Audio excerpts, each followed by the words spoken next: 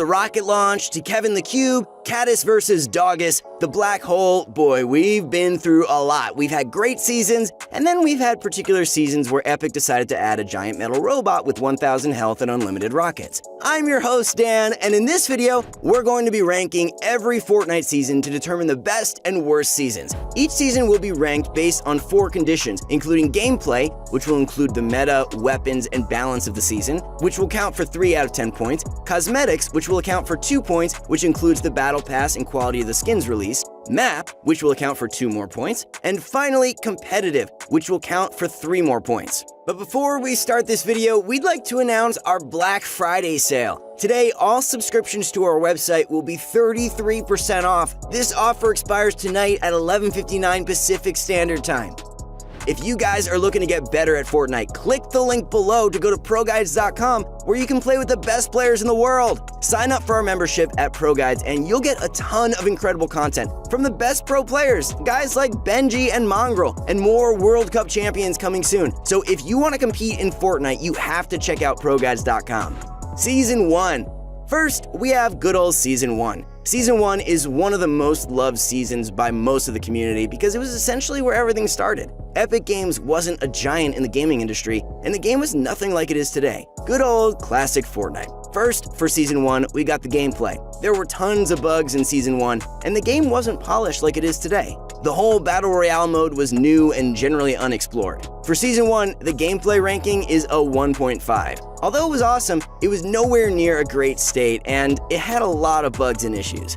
The cosmetics in Season 1 were alright, but nothing compared to the items that came out in the following seasons. A few of the most beloved skins from Season 1 include the Renegade Raider, Recon Expert, Survival Specialist, and the Brawler. For cosmetics, Season 1 gets a 1 out of 2. The Season 1 map was easily the most boring map we've had yet. While it is the OG map, it's hard to mask the fact that there just wasn't much going on. There were only 12 POIs, most of which were small and weren't too interesting. However, the simplicity of the map is one of the greatest things about it, as there was just enough to explore and find without it being a confusing mess. Season 1 gets a 1.5 out of 2 for its map. Finally, the Season 1 competitive scene. The competitive scene didn't exist, but the game was in a solid state, and if there were enough players at the time, we're sure Season 1 competitive could have been a thing. Although there was no official competitive scene at the time, a 1.5 out of 3 is fair. Overall, while Season 1 was the classic OG season and set up everything Fortnite is today, it was definitely the lowest in terms of actual quality and didn't really have much interesting going on. Season 1 gets a 5.5 out of 10 on our scale. Season 2. Season 2 is famous for the first ever Battle Pass, which included beloved skins like the Black Knight and Sparkle Specialist. Season 2 was also the season where most of Fortnite's core was really developed. From mini shields to launch pads, boogie bombs, LTMs, the chug jug, impulse grenades, minigun, cozy campfire, crossbow, the removal of friendly fire, and more. Anyway, let's continue with the actual rankings. For gameplay, Season 2 deserves 2 out of 3 points. It wasn't near perfect, but the loot pool was decent, and new items were being added to spice up gameplay. For cosmetics, it's gotta be a 1.5 out of 2. Sure, the items in the first ever Battle Pass were great, and the item shop skins were cool too, but we just didn't have the same quality of skins that we do today with fancy effects and all. The Season 2 map was quite literally the same as Season 1, scoring it a 1 out of 2. And finally, competitive was starting to form in Season 2, with the first ever invitationals and new insane players popping up left and right. However, it was nowhere near fully developed, and there weren't any big tournaments at the time, so competitive in Season 2 gets a 1.5 out of 3, making the overall score for Season 2 6 out of 10, not too bad.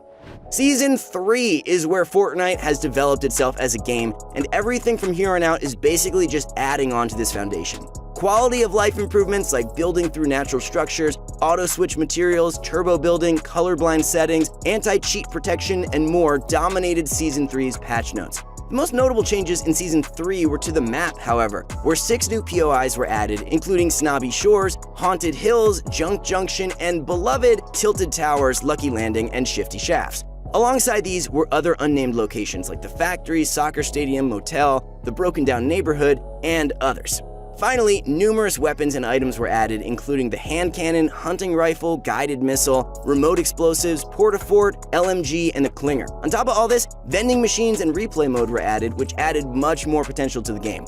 So with all of that out of the way, let's get to the ratings. In Season 3, gameplay was a 2.5 out of 3. Sure, there were some issues and bugs, but the season felt much better than previous ones and had new items and changes to keep the game fresh.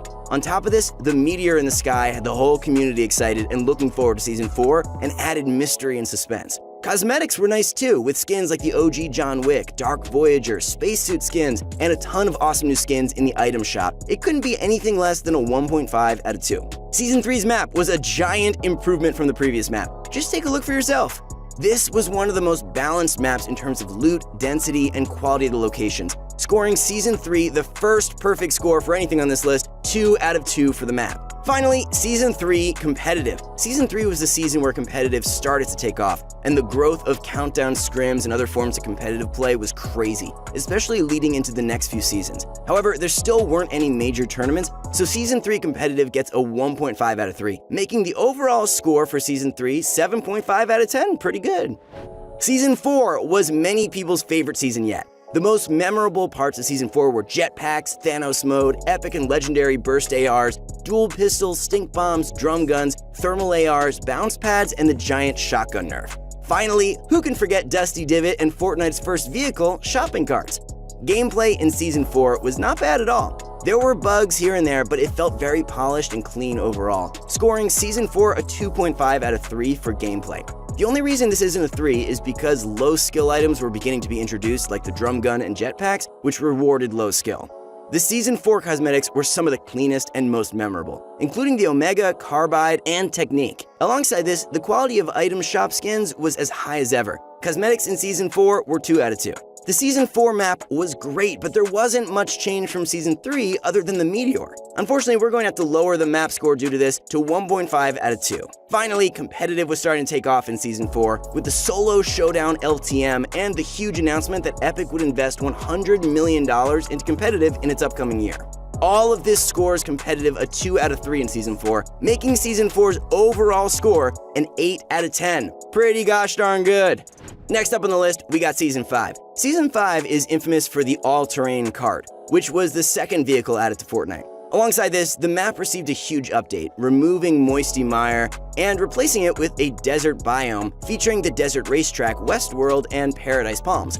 This season also featured a ton of new items, including the Heavy Sniper, Shockwave, Rift to Go, Double Barrel, Grappler, SMG, Porta-Fortress, and more. However, this meta was often described as the spam meta, as drum guns and compact SMGs cluttered the loot pool and had little to no skill gap. That's the biggest reason why some people didn't like Season 5. Season 5 gets a 1.5 out of 3 for gameplay. The loot pool was cluttered and the spam meta just wasn't any fun. However, the game still had that spark, and while some of the new items may have been somewhat annoying, it was still great overall, especially with the new mobility around the map. In terms of cosmetics, Season 5 was one of the best seasons yet. The most notorious skins of this season were Drift and Ragnarok, which were 2 of the earliest upgradable skins apart from Carbide and Omega. On top of this, item shop skins were getting cooler and cooler with new effects and great concepts, so Season 5 receives a 2 out of 2 for its awesome cosmetics. The Season 5 map was refreshing and exciting. The new biome brought a lot more diversity to the map. The headstones with rifts were a great addition for mobility and materials, and Lazy Links was added, which brought toys into the mix, with the ability to golf. Finally, the Viking Village was a great spot and filled up a very quiet part of the map. The map for Season 5 gets a perfect 2 out of 2. Finally, competitive in Season 5 was blowing up like crazy. This was the season where scrims became giant, with almost every competitive player participating. The first summer skirmish, which was a giant hit, and the fall skirmish was also announced in the final week. However, the loot pool was very cluttered and wasn't very competitive friendly, especially with spammy weapons being the meta. Due to this, we're going to have to put Season 5 competitive at 2 out of 3, making Season 5's overall score 7.5 out of 10, just a bit behind Season 4. Let's see how Season 6 can stack up. Season 6 was one of the least popular seasons yet due to the Fortnitemares event, which had the whole community angry and confused. This event basically consisted of the whole map becoming foggy and filled with annoying zombies. I can't tell you how many times I raged at those things. This was also the season of Kevin the Cube and the Floating Island, which most people seem to enjoy. However, this was another spam meta season, with the quad launcher, mounted turret, and dynamite being added, along with a few other weapons which weren't all that bad. The quad crasher was great, the heavy AR rewarded good aim, and the epic and legendary pumps rewarded headshots like no other weapon before. The gameplay rating for Season 6 is going to have to be on the lower side. It was just too spammy and low skill. Pros were angry throughout the entire season, and the zombies did not help. Due to the zombies and low skill meta, Season 6 scores a 1.5 out of 3 for gameplay. Cosmetics in Season 6 weren't bad, but they weren't the best either. The most popular skins of this season were Dire and Calamity, which, to be fair, were great skins, but we feel like Epic could have done a bit better with the rest of them. 1.5 out of 2 for cosmetics. The Season 6 map is one of its biggest downfalls. The only major changes that occurred were the corrupted zones and the Loot Lake Island, but these only impacted a tiny portion of the map. It would have been nice to see more variety in the Season 6 changes, but it was still a good map overall. This map scores a 1.5 out of 2.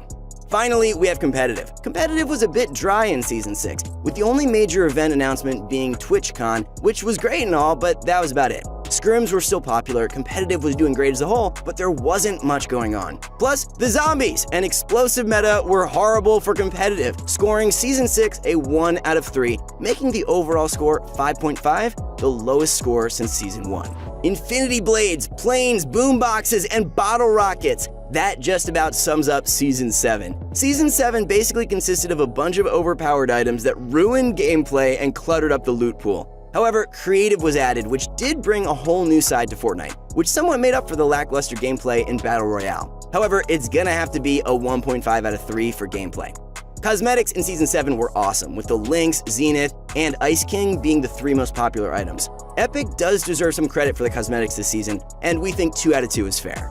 The Season 7 map was a huge, unexpected change, covering a fourth of the map in snow and adding tons of new locations and POIs. 3 new named locations were added at the expense of 2, Flush Factory and Greasy Grove. However, there was a lot of empty space in this section of the map, making the overall map score for Season 7 a solid 1.5 out of 2. Finally, competitive was soaring in Season 7, with Mongrel, Mr. Savage, and other pros popping up left and right. Season 7 also included the announcement for the $100 million World Cup, which ended in Season 9, along with Share the Love, the first major in-game tournament. While the loot pool wasn't great, competitive was at a giant peak, scoring Season 7 a 2 out of 3. This makes Season 7 score 7 out of 10. Season 8 was one of the best seasons for Fortnite. Everything was looking up for the game: reboot vans, siphon in pubs, treasure maps, arena mode, cannons, the Flintlock pistol, World Cup qualifiers. It was all great. Gameplay was at an all-time high with all these new changes, apart from the boom bow, which nobody seemed to like. Season 8 gameplay gets a 2.5 out of 3. Cosmetics were the one downfall of Season 8, as the Lux skin wasn't exactly the coolest Tier 100 skin. The Battle Pass also could have been done a bit better, but was partially made up for with some nice item shop skins. Season 8 scores a 1 out of 2 for cosmetics. The Season 8 map introduced geysers, the new volcanoes, sunny steps, and lazy lagoon. All these changes were great and added even more variety to the map. This map may have been the best one yet, scoring Season 8 a perfect 2 out of 2 for its map. Finally, competitive in Season 8 was a solid 2.5 out of 3. The World Cup qualifiers were going on and arena mode was added, but it just wasn't complete. No major tournaments happened during Season 8 apart from Cash Cups, as everything was leading into the World Cup. Season 8 gets an 8 out of 10, tied with Season 4 as the best so far. Let's see if Season 9 can stack up. Season 9 was the World Cup season where Booga took home the trophy and made a name for himself. There were a few poorly thought out additions like the Burst SMG, Drum Shotgun, Proximity Launcher, and Airstrike, but most of these were vaulted relatively quickly. Also, the Pump Shotgun was vaulted, which caused a giant shock throughout the community. The gameplay in Season 9 was a 1.5 out of 3. The spammy and poorly thought out weapons, the annoying items, the Pump Shotgun vault, it just didn't feel right.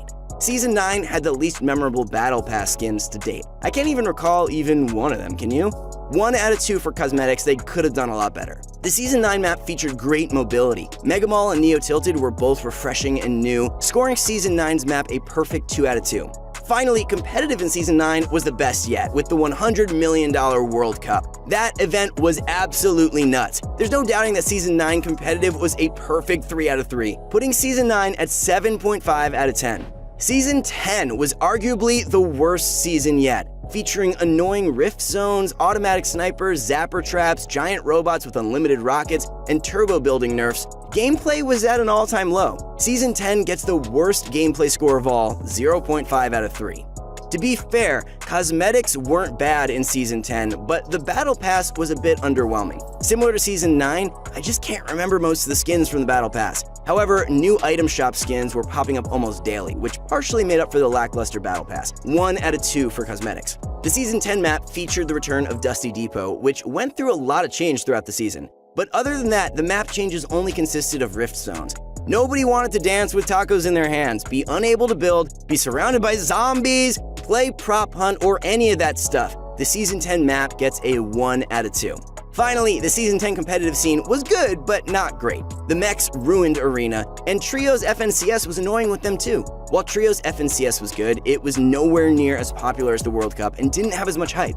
Competitive gets a 1 out of 3 due to the lack of excitement and mechs ruining Arena, making the overall score for Season 10, drumroll please, 3.5 out of 10, making it officially the worst season of Fortnite yet. Chapter 2 Season 1 is the current season at the time of this video. The main points this season included a brand new map, simplified loot pool, skill-based matchmaking, and the addition of bots to public matches. This season definitely has good, clean gameplay. However, the loot pool is a bit heavy in RPGs and snipers, and many features the community wants, such as an FOV slider and siphon in pubs, still haven't been added yet. However, as a whole, the season's gameplay is pretty nice. We think 2 out of 3 is fair. The Chapter 2 Season 1 cosmetics are pretty cool, with the Battle Pass having brand new fan favorites, including the Ripley skin, the 8-ball skin, and the awesome-looking Tier 100 Fusion skin. We couldn't give Chapter 2 Season 1 anything lower than 1.5. The only reason this isn't higher is because we haven't seen quite as much in the item shop lately. Hopefully this changes and this season moves up on the list. The brand new map scores Chapter 1 Season 2 the easiest 2 out of 2 on this entire list. I mean, come on, it's a whole new map. Who doesn't like that?